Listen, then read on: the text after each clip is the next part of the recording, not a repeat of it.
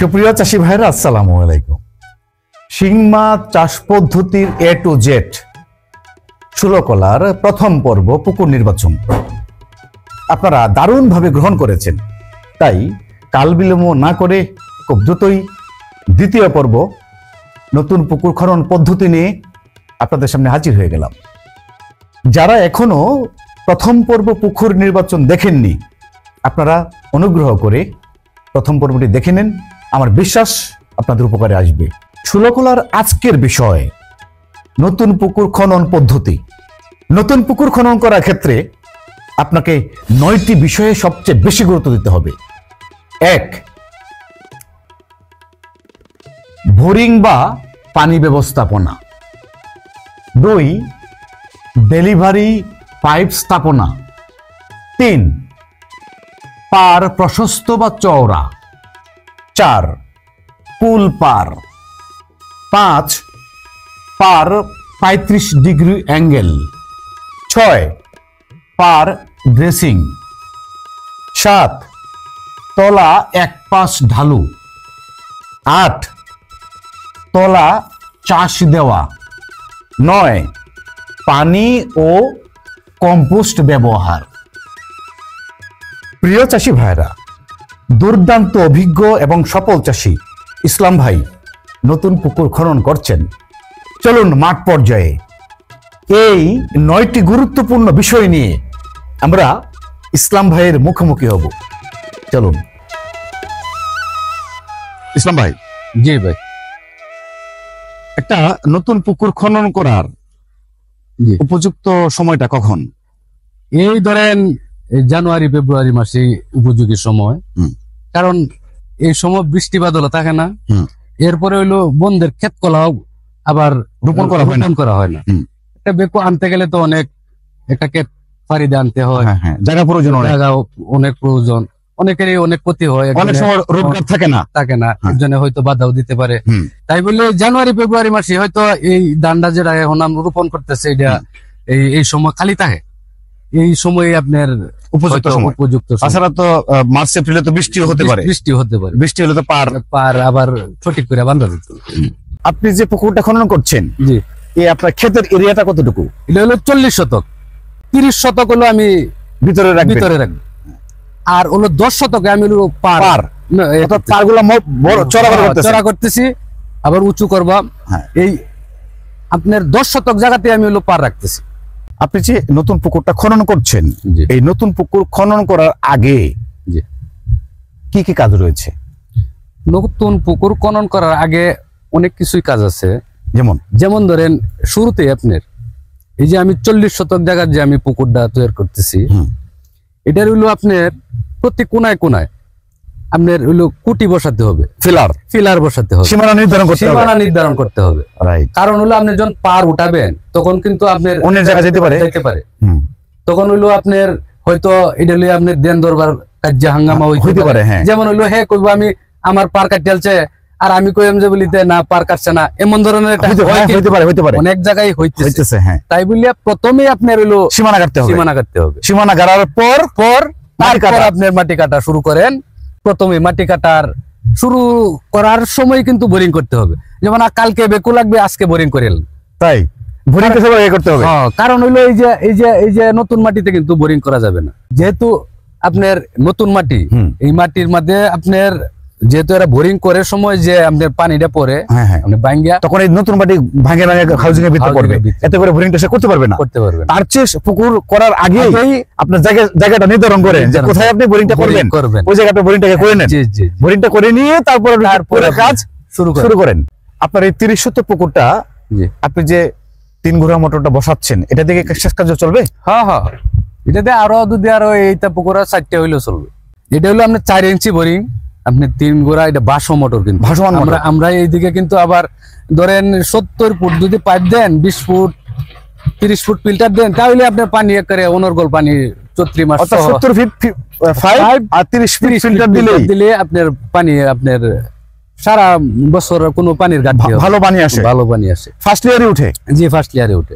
সুপ্রিয় চাষী ভাইরা, শুধুমাত্র বোরিং পদ্ধতি নিয়ে আমার ষোলকলা চতুর্থ পর্বটি তৈরি করেছি। আপনারা যারা নতুন বোরিং করবেন এবং পুরাতন বোরিং সংস্কার করবেন, আপনারা ষোলকলা চতুর্থ পর্বটি দেখে নিলে আপনাদের অনেক উপকারে আসবে। ইসলাম ভাই, জি ভাই, অনেকেই আছে আপনার পুকুর বড় করতে গিয়ে পার সংকুচিত করে ফেলে বা ছোট করে ফেলে, এই ব্যাপারে আপনার মতামতটা কি? যারা হলো আপনার পুকুর বড় রাখতে চায়, হ্যাঁ, তারা সবচেয়ে বেশি ঝুঁকিতে পড়ে। যেমন হইলো আপনার ধরেন পার যদি আপনার প্রশস্ত না থাকে, প্রথম একটা কারণ হলো যদি অন্যের ক্ষেতে পানি শুয়ে যায় তার সাথে হলো দ্বিধা লাগে, দ্বন্দ্ব লাগে। দ্বিতীয় কারণ হলো এটাতে কুচি ছিদ্র করতে পারে, কাছে দেয়, হ্যাঁ, বড় পাটা সহজে ছিদ্র করতে পারবে না, তাতে আপনার মাছটা নিরাপদ থাকে। এরপরে আপনি যদি পার প্রশস্ত না থাকে তাহলে পানি তো লুট দিতে পারবেন না পুকুরে, রাইট? প্রচুর পরিমাণে ভরে রাখা যাবে। পানি আপনার যত পরিমাণ লুট দিবেন, ধরেন আপনার 6 ইঞ্চি পার কালির হলো, তাহলে আপনি সবসময় বাতাসে পানিটা না রাখবো, আপনি অক্সিজেনের ঘাটতি হবে না পুকুরে, রাইট? তাহলে আপনি পুকুরের চাইতে পারে গুরুত্ব বেশি। আপনি পুকুর করতে গেলে এটা মধ্যে আমার 10 লক্ষ টাকা ইনভেস্ট করবাম, এটা রক্ষণ হইলো পারটা আমার প্রথমেই পারের দিকে দৃষ্টি দিতে হবে, রাইট? নতুন পুকুর খননের ক্ষেত্রে আমরা যে পাড়টা তৈরি করব, জি, এই পাড়টা আমরা কতটুকু ঢাল রাখবো? পুকুরটা পাড়টা যত ঢালু হবে তত কিন্তু পুকুরের আপনার পাড়ের মজবুততা বাড়বে, রাইট? পার ভাঙবে কম। এরপরে আপনি যদি এটা মধ্যে আপনার কম্বল বিছায় দেন, হ্যাঁ, যদি নেট বিছান, হ্যাঁ, তাহলে সুন্দর মতো সাপোর্ট দিবে, ধরে ফেলবে। আর যদি খাড়া হয় তাহলে কিন্তু আবার কম্বলটা টিকবে না। আর তাছাড়া মাছ যখন ক্লান্ত অনুভব করে তখন এই পাড়ে গিয়ে বিশ্রাম করতে রে। তার মানে হচ্ছিল পাড়টা আপনাকে 35 ডিগ্রি অ্যাঙ্গেলে রাখতে হবে, অ্যাঙ্গেল করতে হবে। এখন আসি আপনার সাথে কুলপাড়ের যে বিষয়টা রয়েছে। অনেকে পুকুরে কুলপাড় রাখে না, যেমন আপনার পুকুরে কিন্তু কুলপাড় নাই, একেবারে পাড় থেকে তলা পর্যন্ত একইভাবে স্মুথ করা, কুলপাড় কিন্তু নেই। আপনার পুকুরে কুলপাড় নাই, তার কারণটা কি? এটা হলো আমি ডালু দিছি অনেক ডালু করছি, হ্যাঁ, তাই বললে কুলপাড় রাখার কোনো প্রয়োজন মনে করছি না। যেহেতু পুকুরে ডাল অনেক সরা, তাই বললে আমি কুলপাড় রাখছি না। কুলপাড়টা রাখার আপনার একটা আছে, যেমন ধরেন এই পুকুরে আমি রেনু করতে পারবো, কালচারেও যেতে পারবো, মাছ কালচারও করতে পারবো, রেনু করতে পারবো। যদি কুলপাড়টা হ্যাঁ কারা কুলপাড়টা হ্যাঁ, এটা রেনু করাটা একটু আপনার একটু কঠিন হয়, ভালো হয় না, রেজাল্ট ভালো হয় না। তাই বলে আমি সবটাই আমি সমান করে রেখে দিছি। আমি প্রায়ই প্রতিবেদনে বলেছি, শিং মাছ রেনু থেকে কালচারে যাওয়া সবচেয়ে নিরাপদ। এতে আপনার ব্রোড এবং আপনার ভ্যাকসিনের মোটামুটি ধারণা থাকে। এছাড়া যেহেতু আপনি রেনু থেকে কালচারে যাবেন, তখন আপনাকে পুকুরে কুলপাড় রাখা যাবে না, কুলপাড় রাখলে রেনু প্রোডাকশন ভালো হবে না। তাছাড়া গভীর পুকুরেও কিন্তু রেনু উৎপাদনটা ভালো হয় না। যেমন 8, 10, 12 এরকম পুকুরের গভীরতা হলে এই পুকুরে রেনু খুব ভালো হয় না। তবে ভালো হবে যদি আপনার পুকুরটা প্রশস্ত হয়, বড় পুকুর লাগবে। 100 শতক, 120 শতক, 80 শতক পুকুর যদি হয়, তাহলে আপনার 10 ফিট গভীরতা, 12 ফিট পুকুর গভীরতাতে আপনি রেনু প্রোডাকশন আনতে পারবেন, তাতে অক্সিজেনটা সেখানে পৌঁছায়। ইসলাম ভাই, অনেকেরই পুকুরের পার ড্রেসিং করে না, উঁচু নিচু সমান করে না। যেমন ধরুন এই যে আপনার যে পাড়টা আপনি বাধাই করলেন, এটা বাধাই করার পর তো আপনি ভেকু দিয়ে চাপ দিবেন, চাপ দিবেন, তাই না? চাপ দেওয়ার পর মাটি আটকানোর পরে এই যে ড্রেসিংটা পারে, এই ড্রেসিংটা অনেকেই করে না। এই ড্রেসিং এর ব্যাপারে আপনার মতামতটা কি? মতামত বলতে ড্রেসিং তো আপনি করতেই হবে, ড্রেসিং একেবারে সুন্দর করে ড্রেসিং করতে হবে। মাটি যদি উঠানামা থাকে তাহলে বাঙ্গন সৃষ্টি হবে তাড়াতাড়ি, কিন্তু দ্রুত ভাঙবে। যদি আপনি ড্রেসিংটা সমান ভাবে হয়, যেমন সাইডে উপরে যদি ড্রেসিং না হয়েছে, তাহলে আপনার যে আপনি খাদ্য দিবেন, আপনার তো এইটা হলো আপনার সবচেয়ে জায়গা হইলো আপনার পাড়। আপনি বিকাল বেলা ঘুরবেন, রাতেবেলা ঘুরবেন, 2 বার খাদ্য দিবেন, আরো 2-3 বার ঘুরবেন, হয়তো হুসুট খাবেন। এটা চলাচল করতে সুবিধা, পাড়গুলা করে সুন্দর একদম লেভেল। তাছাড়া কম্বল বিছাতে গেলে তো ঝামেলা হতে পারে। আপনার উঁচা নিচা থাকলে কম্বল ছিঁড়ে যাবে, অথচ এই গর্তটাতে পানি ঢুকবে নিচে। এটার লেগে পার আপনার একদম ড্রেসিং করে সুন্দর করতে হবে। এখন ড্রেসিংটা যে করবে, এটা কি শুকনা অবস্থায় করবে নাকি ভিজা? শুকনা অবস্থায় আবার তেমন চাপবে না, এই ভিজা থাকতেই আপনার হইলো ড্রেসিংটা করতে হবে। যদি শুকনা হয়ে যায়, যেহেতু এটা শক্ত মাটি, শক্ত হয়ে গেলে তো এই মাটি ভাঙবে না। এখনই এটা হলো উপযোগী সময়, মাটি কাটা শেষ, বেকুদে যে পর্যন্ত ড্রেসিং করা যায় তারপর আপনি লেবার দিয়ে করেন, আরো সুন্দর করেন, কারণ এটা তো আপনার অনেক টাকার ইনভেস্টের জোগাল। এটা আপনার যত শখের জিনিস, এটা সুন্দর আপনি শখ করে সুন্দর করা যায়। এটা 5-10 হাজার টাকা আপনি বেশি কভার করেন, এতে আপনি লস নাই। আপনি তো কম্বল বিছাবেন। জি জি। আপনার পুকুরের যে তলায় মাটিটা, জি জি, এই মাটিটা তো বেশ ভালো একটা মাটি, বেলে দোআঁশ। জি জি, তাই না? জি, বেলে দোআঁশ মাটি। বেলে দোআঁশ মাটি। ইসলাম ভাই, জি ভাই, আপনার এই যে পুকুরের কিছু উঁচু নিচু রয়েছে, এই উঁচু নিচু গুলো আপনি কিভাবে ঠিক করবেন বা ঠিক করা উচিত কিনা? জি জি, এটা উচিত। আপনার এই যে বেকু একটু মাটি ওইদিকে ফেলতেছে, আবার এটা নিচে নামবে, যেমন পার চাপাবে, তারপর হলো আপনি তলাটা কাজ করবে। যদি 4 ঘন্টা লাগে 5 ঘন্টা লাগে তলা নিতে, সকল তলা হলো আশ্রাবে, উঁচু নিচু সমান করবে। আপনার পুকুরে আপনার ওইদিকে পশ্চিম, আমরা ওইদিকে কিন্তু পশ্চিম দিকে ডালু রাখবে, যাতে আমার হলো এই সেচ দিয়ে মাছ ধরতে সহজ হয়। যেমন শিং মাছ কিন্তু আপনার জাল টান দিলে আপনার ধরেন যদি আপনার 100 মণ মাছ পুকুরে থাকে, 75-80 মণ সর্বোচ্চ ভালো। যদি আপনার ডিমুলা মাছ হয় তাহলে উঠে, তাহলে এই 20 মণ মাছ ধরার লাগিয়া আপনি তো সারা পুকুর সরাইয়া যাইব। এটা একদিক দিয়ে একটু ডালু রাখতে হবে। ধরেন আপনার সারা পুকুর সরালে একটা বিষয় আছে, যেমন ধরেন আপনার প্রচন্ড রোদ উঠছে, আপনার সারা পুকুরে মাছ ছড়িয়ে রয়েছে, তখন আপনার এটা তো আপনার শিং মাছ ধরতে অনেক সম্ভব ধরতে হবে। তাই বললে একদিকে যদি পুকুরটা ডালু রাখেন, তাহলে সব মাছ গিয়া এই ডালুতে ভরে যাইব। অল্প জায়গা সেচ দিচ্ছেন, সব করে একসাথে ধরে ফেলতে পারবে, লোকবল কম লাগবে, সময় কম লাগবে। এই জন্য একবার ঢালু রাখাটা ভালো।